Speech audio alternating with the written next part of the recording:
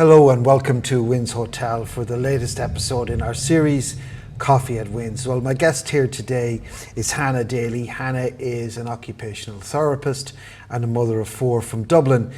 She is the author of this book, Knowing No Boundaries, a memoir of my life with dyslexia, dyspraxia and sensory processing disorder.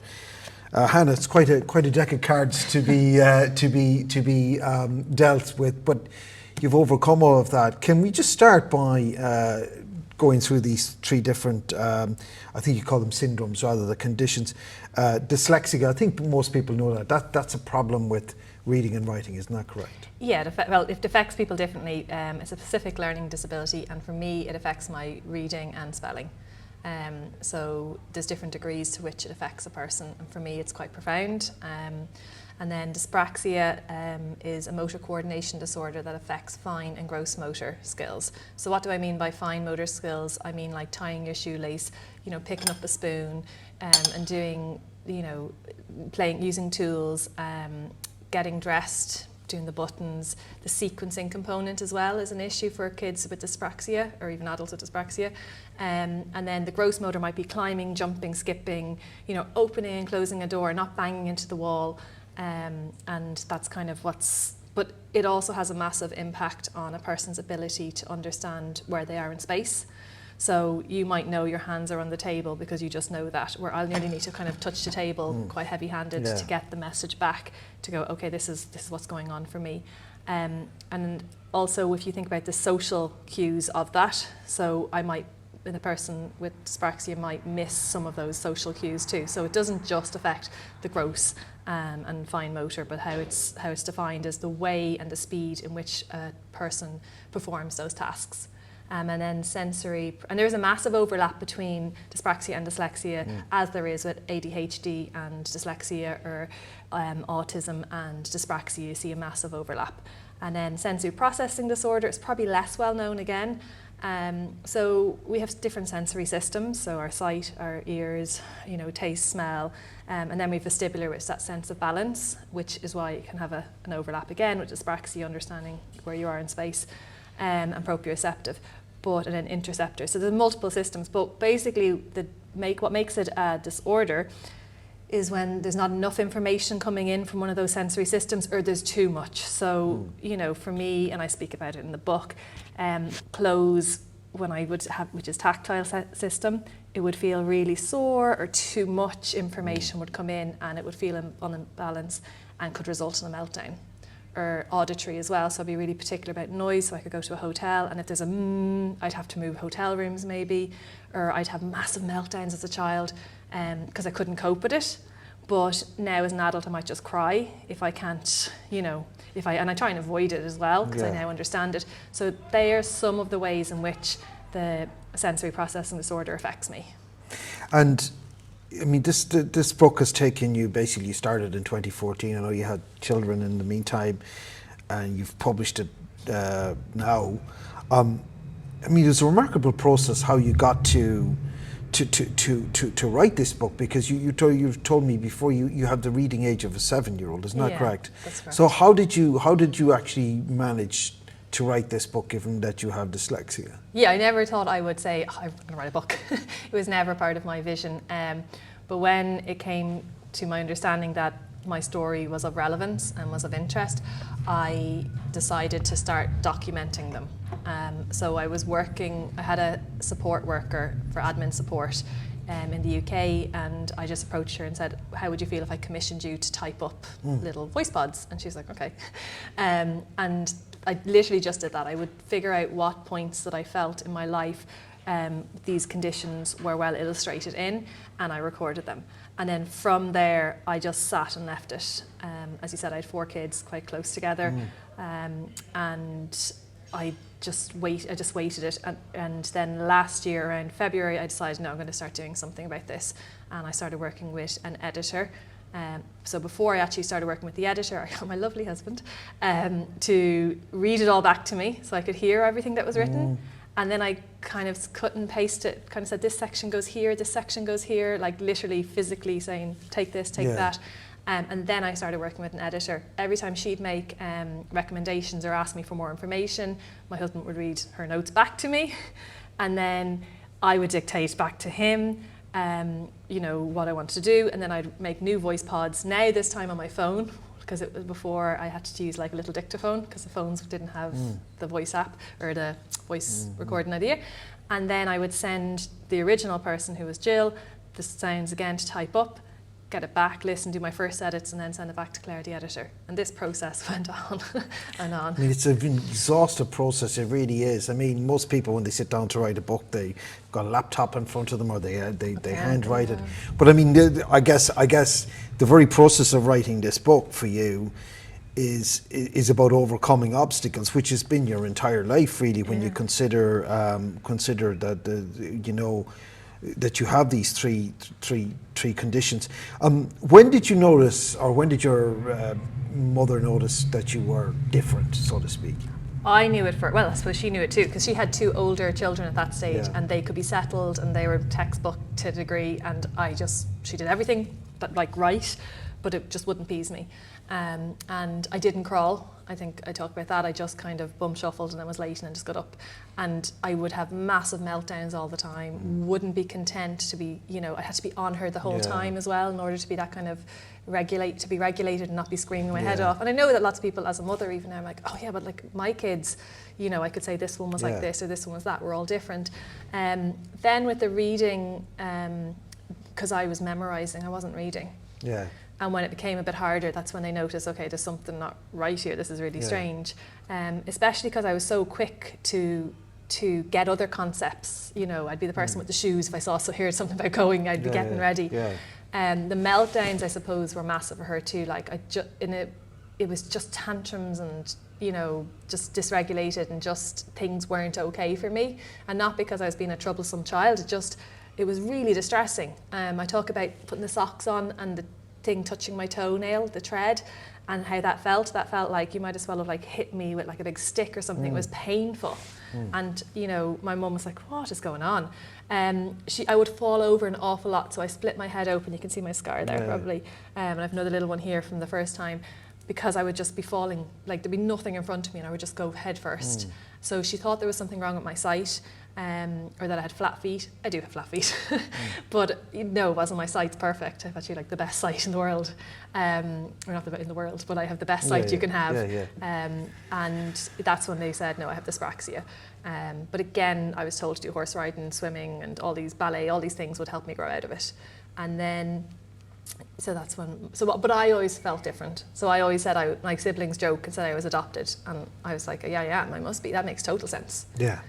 So there's that real innate sense of difference, not just being able to get on with things. And in peers as well. So my peers in school felt that I was different, and they took it out on me too. Yes. And I think that happens a lot of children. Certainly now I'm an occupational therapist, and I work with, you know, children across the age span with different, you know, additional needs or whatever.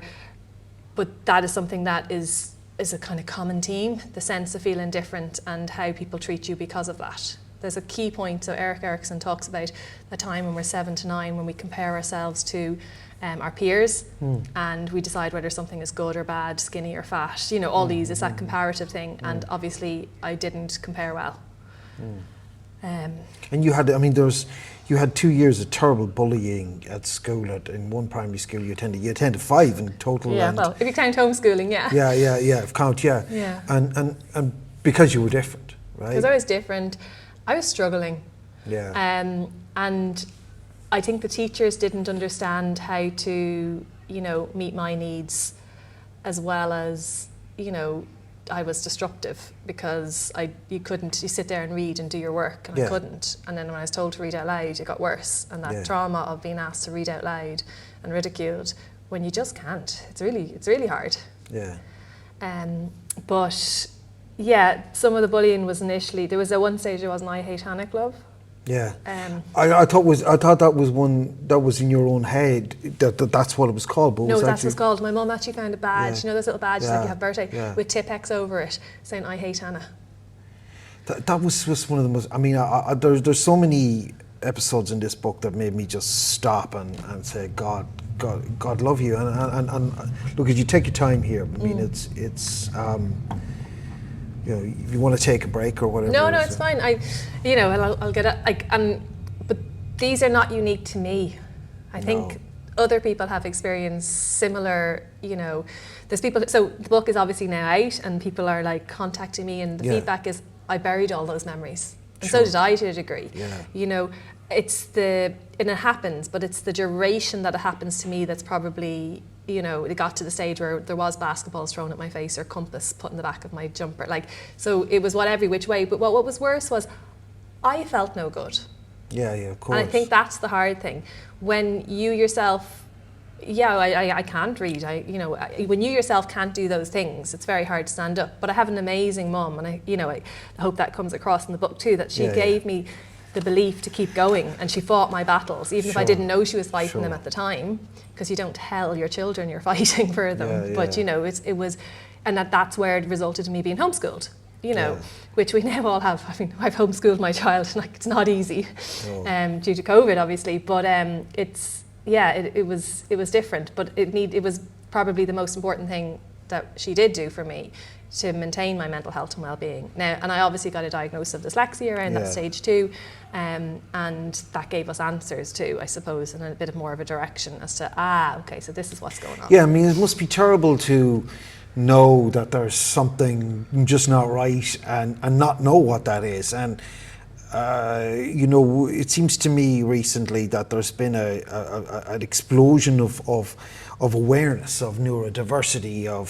things like ADHD and autism and some of the sensory processing disorder, which wasn't around when you were a child, right? Well, it was around, but the awareness wasn't. No, yeah. They were the bold child. They were the child that didn't even make it to first year in school. They were the ones that went into trades. Maybe they were the ones that avoided stuff. Sure. And they may well be the ones now that have mental health issues as a result, or struggle with employment, or it's these terminologies. But there's still a massive weight and a cost to children, parents getting the answers for their child, and there can be multiple reasons why it's not working for someone. And that's why the label can be really useful in understanding, okay, so this is how we're going to target it to make it easier, to make you learn the skills you need to do. Let's change the way we work. But you don't necessarily need a label, because if the teachers and the healthcare professionals and the scout leaders and everyone else who's involved in those children's lives, or young adults, the employer, let's say, are open to doing things slightly different, then it doesn't really matter why they have an issue. It's more, how can we make this inclusive? Sure, and you did eventually go to a specialist school in Dublin, which is the Catherine Macaulay School, right? And again, I found it remarkable that at the age of 10, despite being dyslexic and dyspraxic, you were making your own way to school. You were taking 2 buses every day, is that right? Because you were living out in Middle of nowhere, And there was no choice though as well. And funny, because my cousins have now read the book, and they're a few years older, and they say they remember at the time being really worried for me.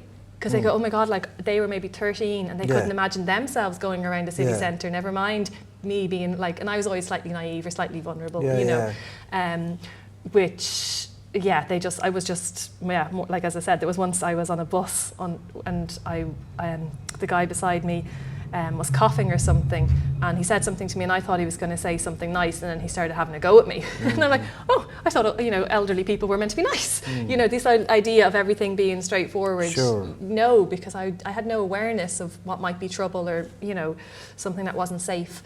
But I just did and got on with it, and had some near misses, as the book says. Yeah, but you did, and then you went on to secondary school. And just talk us through the process of how you did your junior and leaving certificate, because I found that very interesting. Yeah, I had a reader and a scribe, and what that means is, so someone reads the book for me, or the questions, and I dictate. So everyone else had sore hands afterwards. I had no voice. But that has its own challenge too, because the way my brain jumps topics, as you probably have seen from even our interaction, you really have to know what you want to say when someone's going to be writing what you're saying. And then also, I hadn't been used to that process of reading, writing. So the first time I had that opportunity to do that, I didn't even know if it was going to work for me, was when I sat my junior cert mocks. So every other child has been reading and writing and practicing, doing their little drumcondra exams, whatever the equivalent was, since they're about 5. Yeah. I had the first, and then they go to their leaving cert to do, and I had, or junior cert, and my junior cert was the first time that I had to use this process and figure out how it works. And yet you did really well in your junior cert. If I remember, you got 4 A's and 4 5 B's. B's or something. Yeah, I didn't. 4 A's, 4 B's, and a C, I think. How does that work for maths, though? Okay, so for maths, I love numbers. So Yeah. for maths, I would like scribble the numbers, and then they'd have to copy it immediately, and then they'd call out the numbers, and then I'd tell them how to draw different things. And yeah. So even though I'm very particular about how things go. So when I'm doing like the English exam, for example, right? I'll say, okay, stop, what's the question? Okay, highlight this bit, this bit, this bit, this bit, and this bit. So I'll get them to highlight the words, and I colour code it. And then once they tell me what the word is, it's like it becomes an image. Yeah. So it's like, you might still have a picture of, loss. Okay, loss. And I highlight the orange. And then I go around, and every time I'm listening, I'm like, oh, highlight that in orange, highlight that in orange, highlight that in orange. And then I kind of group it back together by association. And then I do a mind map, and I put the question in the middle. And I put all the quotes or the points that I have in my head relevant to that, and I tell them, I dictate it and get them to write it down. And then I go 1, 2, 3, 4, 5, 6, 7, 8. And then I structure introduction 1, 2, 3, 4, 5. And that's what I teach teenagers to do now as an occupational therapist who are struggling, who have the same kind of maybe dyspraxia and the It's amazing. I mean, that's like, they say you make a great air traffic controller because like there's 10 or 15 planes all in the maybe sky. Not in my direction though. Yeah, you got to keep them all in the sky and keep them from crashing in. It's fantastic. So after you did your leaving cert, you went to the Met School in London, is that right? The Metropolitan University? I did a degree in performing arts, yeah. Performing arts. So you wanted to be an actress? Oh, right? I was always going to be an actress. Yeah. That was what drove me. That's what motivated me to stay in school. That was what, and motivation is massive. So you say I went to 5 schools, and you talk about why like people say, why didn't you just give up? And the reason I didn't is because I was motivated to achieve something, and I believed that I could do it if I just worked hard enough. I went to London again as like a barely 18-year-old, and like that was remarkable. I mean, I lived in London when I was an adult, and I found it difficult. And you went over there with 18. Your mother left you off, and off you went. And knew nobody, not a soul. Yeah. Which is crazy now when you think about it. Yeah. And like living in and got myself a job. Managed to open a bank account eventually. Had no support though in university for ages, and did things non-conventional as well. So couldn't do my essays obviously without the support work. So then I videoed the essays with like I'd be like, and look at this book. So she talks about blah. Instead of referencing, I would that's how I referenced. It's amazing, and I would have thought I before we came on stage here, or before we were speaking here, I was looking at that quote that Noel Coward, the playwright, once said about acting, that it was learn your lines and don't bump into the furniture. And yet, if you're dyslexic and dyspraxic, you would think acting would be the last career you could do, but you have. Yeah, I think, but I get what you're saying, and it's funny. It's like don't bump into your colleague nearly. Never mind the inanimate object. No, it is a very challenging, but it's also very liberating to act, to move, to understand yourself, to understand emotion, to understand your body, and it's very practical. Yeah. So it's not all read write. Yeah. Although there is obviously, the dance class was horrendous. I had to video the dance lessons to try and learn it, but that didn't really work for me because it's very hard to learn dance that way, or move around the room and not bump into each other. But it was something that was a massive draw, and I did really well in it. And once I cracked the system as well, once I figured out how to answer academic essays, what they were looking for, and once I got the information, so I couldn't read all the books, so I would actually literally send, friends or my mum, and she'd send back the cassettes of the books in the post. Back to me one by one. And it was a time before we had mobile phones and stuff. I know, it was so expensive. I'd have to go to the phone and in the corridor of the halls of residence, and it was £5 for the card, which was loads of money back then. And you'd only have a minute to talk. And I'm a talker, that's how I process things. I remember that, people forget, I mean, at the best of times, this would have been difficult. And you I mean, acting is, as you know, precarious living at the best of times, but you went kind of into the administration side of... Not administration, but production. The production side. Because I suppose It kind of came to me too. So I was Yeah. asked to help do like workshops for youth at risk, and you know, I was Yeah. really interested in theatre, the community performance, and theatre for the oppressed. And I was quite good at. I have a swimming teacher qualification too. It's not in the book, but anyway, Yeah. I was good at Yeah. teaching and working Yeah. with people and giving them the extra time Yeah, and figuring out things differently. But I was also really good at, very driven. If there's a way, I'd make it happen. So I remember doing one performance and we'd like no budget, or production, I had no budget to get like a light rig up, and I managed to find one, and like, okay, it wasn't the best quality, but we did it, and then the windows were an issue, so then I got that white thing that you washed it, like just finding really cheap and interesting ways to solve the problem and manage different things at the same time, you know. And do you think that's a function of the fact that you've had to improvise all your life with to do basic things? Everything is adapted. Everything, you know, I get there and people are like, oh, you got there, but it's non-conventional. Yeah. I didn't jump over the hurdle. I squeezed by it, or you know, went under it. And yeah, but it was really enjoyable. It was a bit, you know, I was good at it too, because I'm really good at, I have really strong communication skills. And interacting, and that's a massive part of working with people. And there wasn't that much reading and writing in it, luckily. And then when did you move back to Ireland? I'm just having a look at the actual dates as well. 2007. 2007, and then the following year, I think you entered you always wanted to be in the Rose of Tralee. Yeah. And you succeeded in becoming the Dublin Rose in 2008. I did, yeah. And that was kind of a transformative moment in your life, wasn't it? In the terms of that you were able to suddenly, what I mean by that is suddenly, you know, you're out there. You're becoming somebody who's talking about these issues openly. Yeah, I was angry when I was younger at different times, and I was in a place where I was no longer angry, and I was acceptant of who I am, and I was proud of who I was.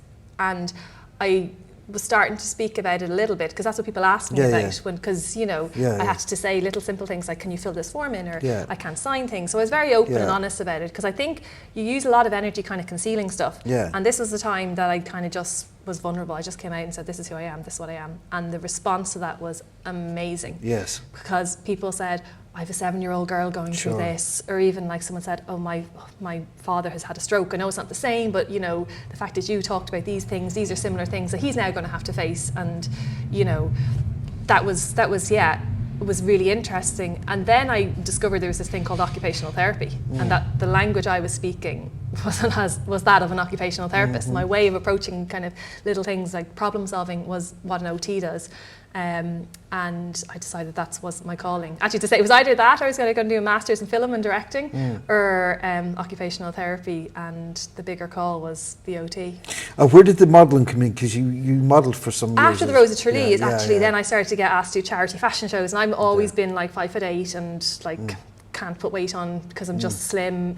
And I started getting into modelling, got an agent, and you know, it's funny because you have to suddenly, you know, bring your arm in, no, just a little bit, and my arm movements would be like huge initially, and then I got, you know, there, and did lots of different kind of shoots and met loads of really creative, fun people that we just all came together, and you know, and obviously I was doing the acting, I was doing films, and I was doing music videos, and you know, little mini commercially things, and a little bit of theatre, and modelling was another nice side job. So one of the jobs which actually goes full force. So the person who took the photo on the back of the book is Conor Horgan. He's like a fantastic photographer. But he came and took a picture of my hand for a casting gig, and I didn't know much about it, and afterwards my hand was everywhere. So you might recognise this hand.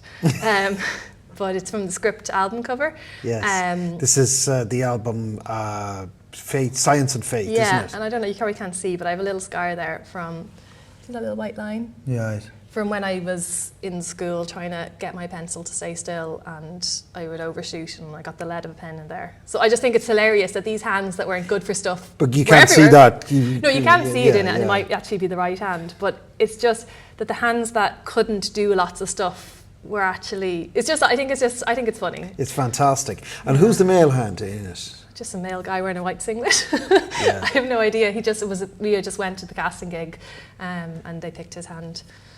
So you mean that you weren't holding hands at the time? Oh no, we were holding hands. He was right, I think he had blonde hair, and was wearing a singlet. But like we didn't. It was literally like, just want your hands, don't want your face, don't want your body, just want your hands.